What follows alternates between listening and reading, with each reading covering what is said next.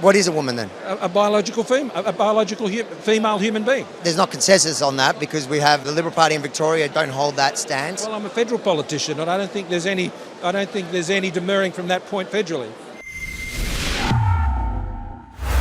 Yemini for Rebel News in London at the ARC conference. The pushback to the WEF. I'm here to talk to attendees who you usually wouldn't have access to, and what you're about to watch is one of those interviews.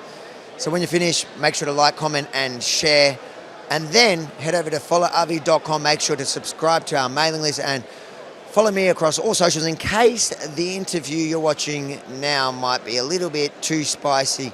It'll get me banned off the platform you're watching on now. Followavi.com. Enjoy. How you doing, ScoMo? What brings you here? Well, it was great to be invited, and it's terrific to be part of this, what I think is a really good conversation, one that I think a lot of people have been having for a long time, but it's good to do it all together. And I think it's really sort of getting people to focus on, the core things about responsibility of freedom. We talk a lot about freedom and how we want to defend it, but we don't often talk about the responsibilities of it. Like what? In relation to what? Well, responsibility for looking after yourself, for a start, and your responsibilities to one another. Freedom isn't just about doing whatever the hell you want. That leads to a very dark and bad place. And it really is about the responsibility of society and to those you're in community with. And they're the things that you want to nurture again. That's what freedom's about. Obviously, now there's the inquiry that he's announced. They've got some sort of administrative report being done, yeah. So how do you feel about that they're focusing on your how you... Well, they're looking... Well, I always said that if you're going to have any review of this, that you had to look at what... It was the national response was one that involved all the states and territories, and to look at only one element of that, I just don't think you're going to get the full picture. And if the objective is to try and learn things, you'd think you'd want to look at the whole response, not just to focus in on one area. But, we'll work away with them, and I think many lessons have already been learned, and you'd expect that to happen in government. Do you think you got anything wrong in COVID? Well, I think Australia, at the end of the day, had one of the strongest and best responses in the world, and the results show that. We had the strongest performing economy coming out of COVID. We saved 30,000 lives, had one of the lowest death rates in the world. And to achieve that, you had to do what you had to do. Do you regret any of the decisions then? No, I don't regret the results we got. Not the results, but... Well, that's what it's about. That's what it's about. Our goal was to save lives and save livelihoods. And we did. Better than almost any other country in the world. So shutting borders and all that, you would do it again if you had the chance? Well, in some cases, certainly international borders, absolutely. We were one of the first to move in the world, and it saved lives.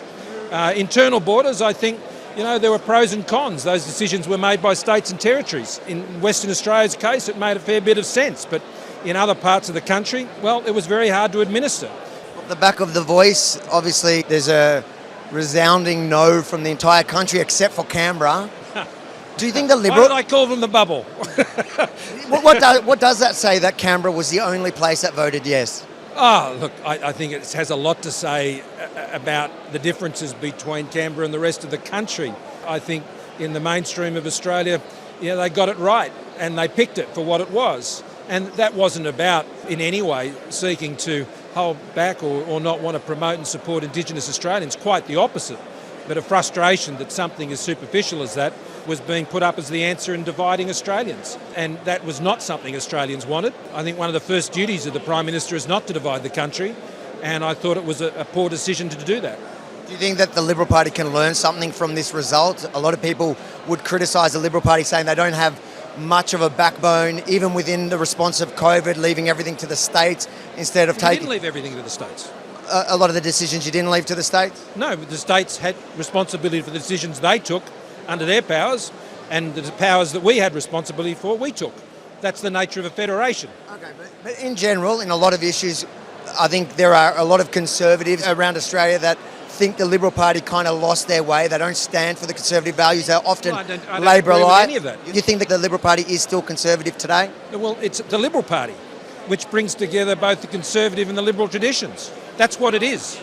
And it's the most successful political party in Australia's history. So why is it failing across Australia at the moment? Well, these things go in cycles, don't they? There are seasons, and there are turns of seasons. And right now it's not great. That's been the case before, and we've come back strongly. but I think there's a consistency in what we hold to, and we should always do that. Like what values are consistent with the Liberal Party at the moment? What are those values that you believe? I think what we're talking about here is very central to that. You know, we talk about the problems of loss of community. We talk about the problems of erosion of family. We talk about the problems of economic freedom. And these are things the Liberal Party have always stood for. Community, family, political freedom, economic freedom, all of these things that I think go towards a stronger society. Now, these are things our parties have always championed. I mean, we're the party who cut taxes. We're the party that strengthened borders. We're the party that stood up to China. We're the party that did all of these sorts of things. What about the social issues nowadays, though, when we talk about the LGBTQ, although climate change, it seems that the Liberal Party often is taking a kind of, they're going in the same direction as Labor, just maybe not as harsh, and that's why people dub them the Labor light. You're assuming a partisanship about some of those issues. When we're talking about leadership, so you were in leadership, well, no, you're talking about, look, okay. I have my own views on some of those things, but in many cases they're not majority views in the country. I mean, I have very socially conservative views, but that said, that's not the views of most Australians. Your personal views. So you're saying when you led, you didn't lead directed by your personal views? You went by what? That's not what I said. That's what you said. I'm asking. That's what you were saying. I'm asking because this is a really conservative think tank. I'm assuming. Well, no, I think you should be careful about that. I think you should be really careful about that. What this is not about partisan politics. This is not a conservative think tank. This is the coming together of people in politics, in business, in community, from faiths, particularly Christian faiths, and actually trying to rediscover and reinforce what the fundamental driving points of Western civilization are, and that we should be reaffirming those. And it's not just, that's not just a job for the Liberal Party, that's a job for every party that's in a Western civilization. And the great concern about it is these are things that should be bipartisan. I mean, shouldn't all parties give me an example? Western civilization? Can you give me an example of the current issues that you think that they're fighting for here? Because I think...